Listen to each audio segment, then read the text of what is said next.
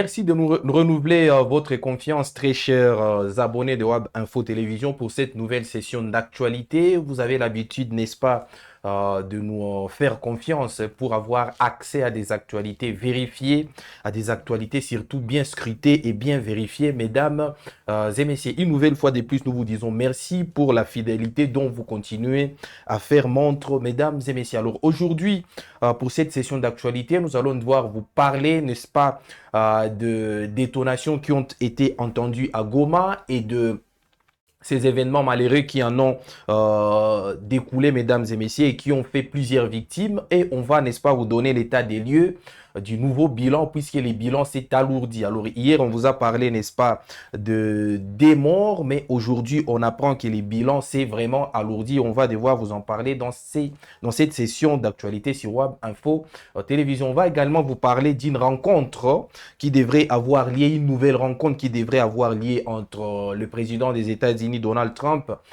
et Félix Tshisekedi et Paul Kagame également pour, n'est-ce pas, essayer d'évaluer l'évolution des accords de Washington signés entre, n'est-ce pas, le Rwanda et la République démocratique du Congo sous, n'est-ce pas, les auspices de Donald Trump. Mesdames et messieurs, on va également vous faire part de la réaction de l'AFC M23 par rapport à l'évolution de la situation. L'AFC M23 qui a réagi.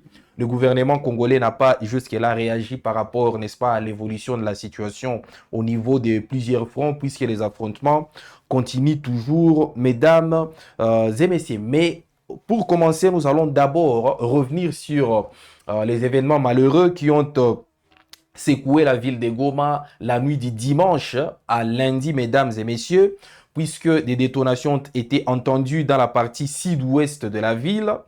Il y aurait eu incursion, c'est ça les éléments nous donnés par nos différentes sources. Il y aurait eu incursion des éléments de Wazalendo qui seraient venus, n'est-ce pas, s'approvisionner et donc piller certaines boutiques au niveau de CCLK. Nous sommes là à Mugunga, vous êtes en train de voir les images de cette nuit-là, de cette nuit terrible. Cette nuit qui a vraiment cauchemardé la population de Goma, qui a sémé la peur, la terreur, mais qui a surtout coûté des vies à plusieurs personnes, mesdames et messieurs. Alors, selon la Radio France Internationale, RFI, des coups de feu ont été entendus dans la nuit du dimanche à lundi. Des tirs d'armes lourdes et légères entre 23h et 1h du matin, heure locale, mesdames et messieurs. Selon les habitants, ces échanges ont fait entre 5 et 13 morts. Entendez donc le bilan qui s'est alourdi puisque hier lundi, on vous a parlé, n'est-ce pas, de seulement 2 morts. Donc, retenez que le bilan est passé de 2 à quasiment 13 morts du côté, n'est-ce pas, de ces hommes armés à l'origine de l'incursion. Donc, du côté des Wazalendo, il y a eu 5 à 13 morts et 3 à 5 personnes ont été arrêtées selon toujours les sources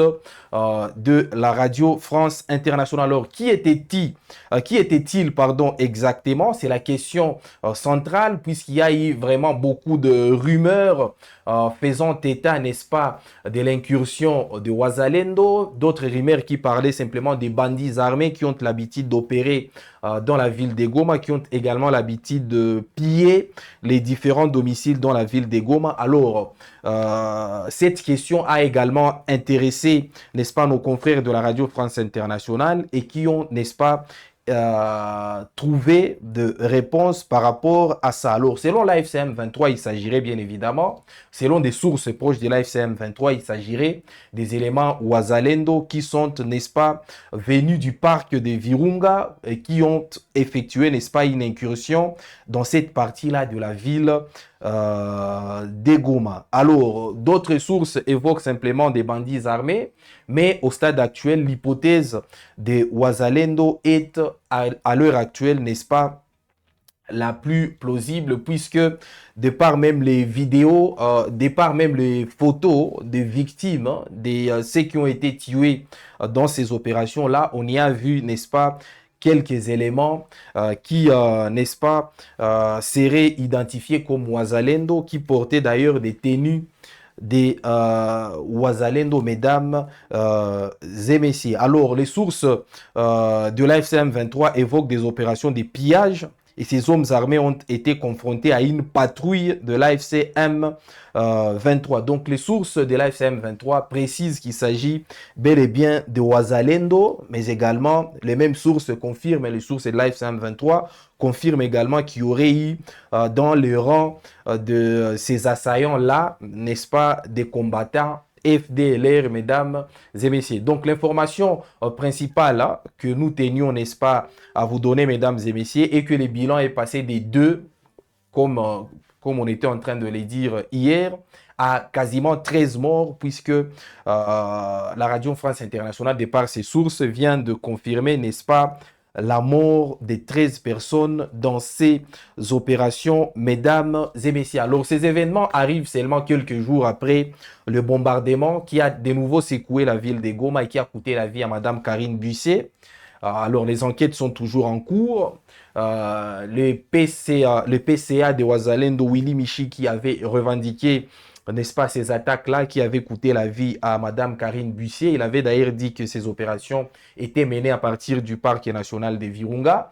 Pendant ces temps, Patrick Mouya, les porte-parole du gouvernement, a refité cette version-là en disant que la RDC n'était pas impliquée dans cette opération-là, et l'AFCM 23 qui continue, n'est-ce pas, de condamner Kinshasa d'être à l'origine, n'est-ce pas, de ces bombardements-là qui avaient coûté la vie à cette fonctionnaire des Nations Unies.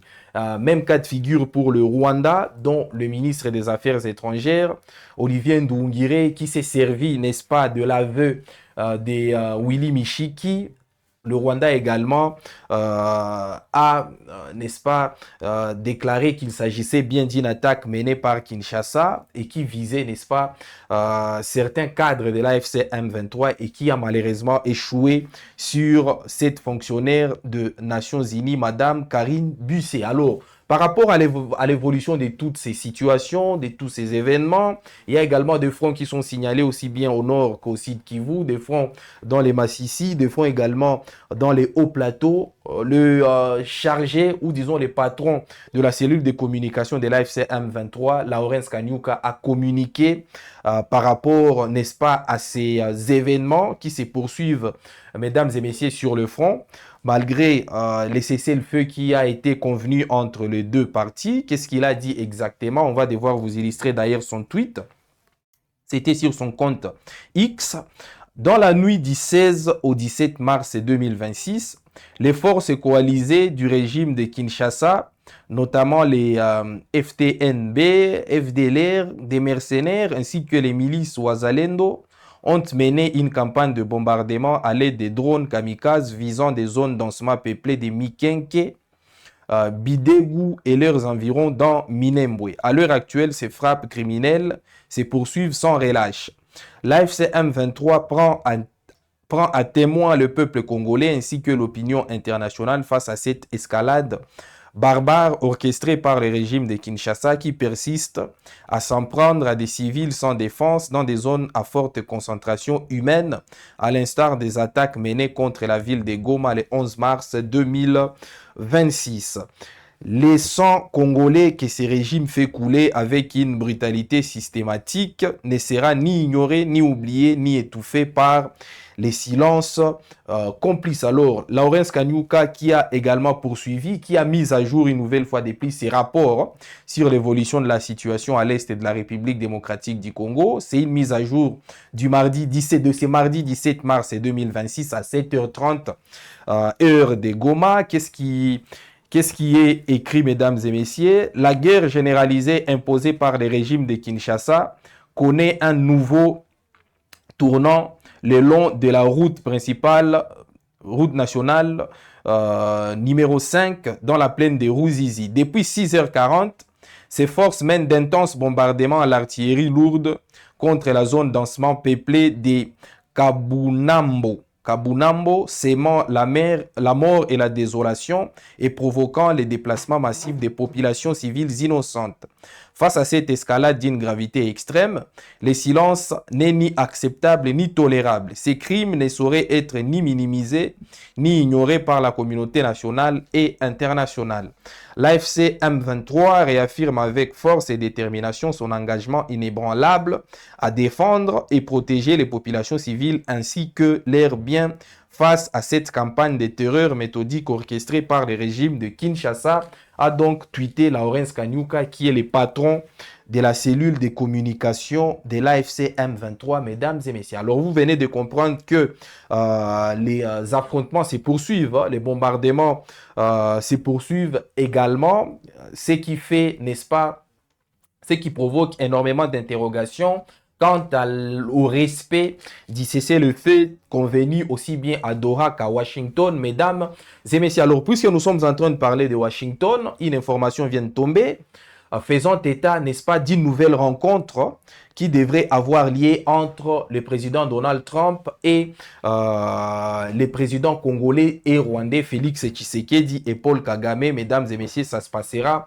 aux États-Unis d'Amérique. Alors, cette nouvelle rencontre est envisagée, n'est-ce pas, dans un contexte où le président américain qui a répondu récemment à une question par rapport, n'est-ce pas, au respect de l'accord de Washington, Donald Trump a dit qu'il espérait que les deux pays, c'est-à-dire le Rwanda et la République démocratique du Congo, se conviendraient finalement sur, n'est-ce pas, les modalités de mise en œuvre, de mise en pratique de ces accords de Washington-là convenus à Washington juste en début d'année, mesdames et messieurs. Alors, cette rencontre a été annoncé par un média, c'est The Africa Report, hein, un média, n'est-ce pas, qui a des entrées au sein de la Maison Blanche. Comment ces médias-là a annoncé cette rencontre stratégique entre les trois chefs d'État.